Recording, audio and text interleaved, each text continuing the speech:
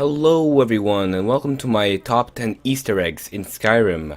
So today I decided to go for something different. As you guys know, I usually post tutorials, but today I'm gonna go for something new. So let's get right into it. Easter egg number 10, the fishing rod in the Solitude well. If you go to Solitude and you go to the well, you'll find a fishing rod near it, which is a pretty odd place to find a fishing rod. Not sure if this was intentional or not, but either way, it's pretty funny.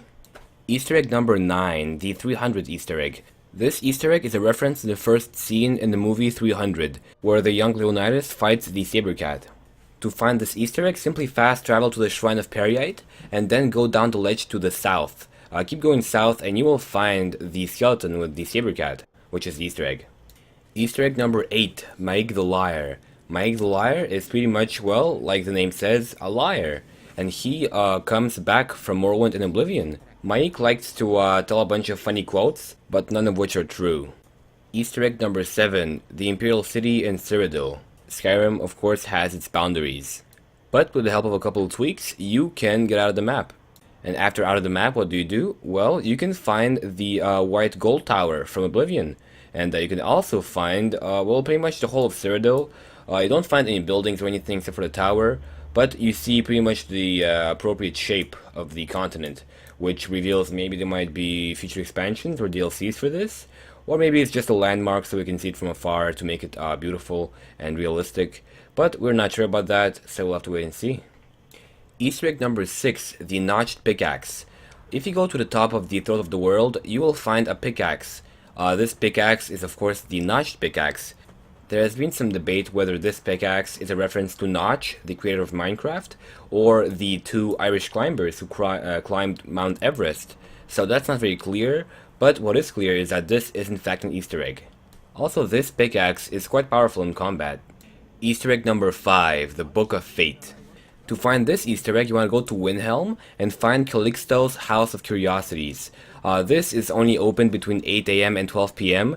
And once you go inside, you will find the Book of Fate. And you can open the Book of Fate, and guess what's inside? Nothing. Absolutely f***ing nothing. Sorry about that. Anyway, Easter egg number 4. Southeast of Riften, between Stenar's Beacon and Lockstone Overlook, you will find a burned house. The first time you see this house, it will be on fire. Now the reason the burned house is burned is because if you look closely, inside there is a burned corpse with a bunch of candles around it. And this indicates that the person who died there made some kind of a ritual. It could be to summon something or something like that.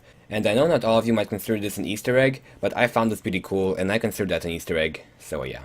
Easter egg number 3. You want to go to Markarth for this one and find Enden's house. You might have to lockpick it to get in. But once you get in, go into the bedroom and look at the shelf. On the lower shelf, you will see Pac-Man. And the cheese and the egg represent Pac-Man and the eye. The garlic represents the different things Pac-Man eats. And I'm guessing that the glow dust represents the ghosts. So yeah, that's a pretty cool Easter egg. Now let's go on to Easter egg number 2. Froki's Shack. This one's pretty simple. When you go to Froki's Shack, which you have to do for a quest, pay some attention to this. This shack contains an old man, a little boy, and only one bed. Yeah. And finally, for the ultimate Easter egg number 1, the bug in a jar. While traveling Skyrim, you might come across a couple bugs in jars. These jars may seem like they only have bugs in them, but if you turn them around, you can see some weird symbols. And a group of Redditors with too much time on their hands decided to try to decipher the messages and understand what they mean. They come up with conclusions about numerous conspiracies, about the apocalypse, the Thalmor, and it really stretches out a long time. The rabbit hole is really deep, so I couldn't really explain it to you in this episode, but maybe some other day I could try to lay out in a simple way what it all means, because I didn't even read the whole thing. I mean, I spent the whole night reading it, and I wasn't even done. But yeah, it's really interesting how much a couple of symbols stretched out into huge conspiracies like this. That's really the mother of all Easter eggs so far I saw. And if you thought Skyrim's lore was deep, wait until you see this Easter egg, because this really shows how much the developers put effort into their lore. But yeah, that's pretty much it, guys. This is my first episode of this type. Leave me a comment telling me if you enjoyed it. Also, if you support me in this and you want to see more of this type of episode, leave me a like. And maybe even a favorite, or even a subscribe if you're new, because, you know, why the hell not?